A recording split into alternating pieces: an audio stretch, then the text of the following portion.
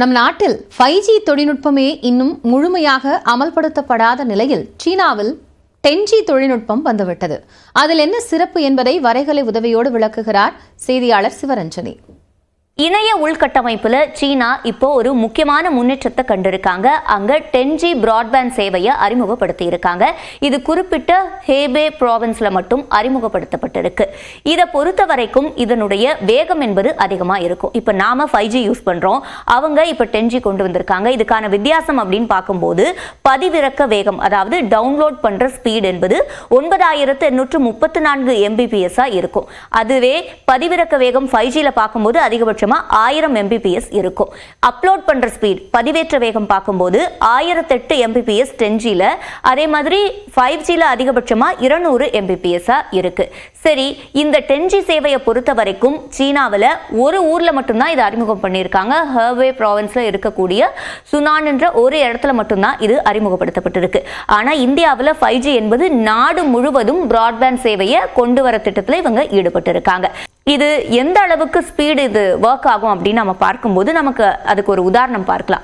இப்போ 8K ரெசல்யூஷன்ல இருக்கக்கூடிய ஒரு வீடியோவை பதிவிறக்கம் செய்யறாங்க, ஒரு படத்தை பதிவிறக்கம் செய்யறாங்கன்னா 90 நிமிட அந்த வீடியோவை 72 நொடிகள்ல இவங்களால பதிவிறக்கம் செஞ்சிட முடியும். அதுவே 5G சேவையில பார்க்கும்போது 8Kவை நாம டவுன்லோட் பண்றதே கொஞ்சம் சிரமமான விஷயம்தான். ஆனா 4Kவை சுலபமா நாம டவுன்லோட் பண்ணிடலாம். இதுதான் இது ரெண்டுத்துக்கும் இருக்கக்கூடிய வேகத்துல இருக்கக்கூடிய வித்தியாசம்.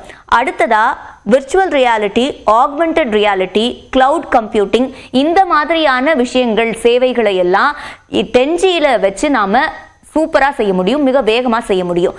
அதுவே 5Gயை பொறுத்த வரைக்கும் விர்ச்சுவல் ரியாலிட்டிக்கு ஒரு லிமிட்டட் ஆக்சஸ் தான் இருக்கும். வரையறுக்கப்பட்ட சில சேவைகளை மட்டும்தான் அதுல நாம மேற்கொள்ள முடியும். அதே மாதிரி ரியல் டைம் IoT, அதாவது இன்டர்நெட் ஆஃப் திங்ஸ் அப்படின்னு சொல்லுவாங்க.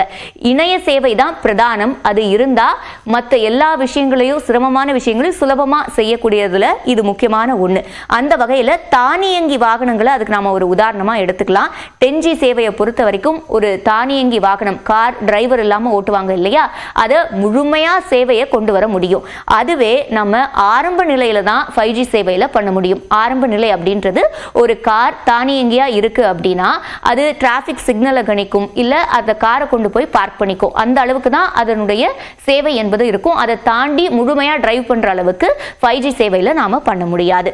அதே மாதிரி சீனாவில் இந்த 10G சேவையை மொத்தம் 168 நகரங்களுக்கு அடுத்ததா விரிவுபடுத்த அவங்க திட்டமிட்டிருக்காங்க. இதுதான் அவங்களுடைய ஃபியூச்சர் பிளான். அதுவே இந்தியாவை பொறுத்த வரைக்கும் இருக்கக்கூடிய 5G 10G பத்தி பெரிய அளவுல இது வரைக்கும் நமக்கு அப்ரோச்சபிளா இல்ல. ஆனா 5G சேவையை கிராமப்புறங்கள் எல்லா இடத்துக்கும், இந்தியாவில் எல்லா இடங்களுக்கும் இந்த 5G சேவையை கொண்டு சேர்க்கும் ஒரு நிலையில நாம இருக்கோம்.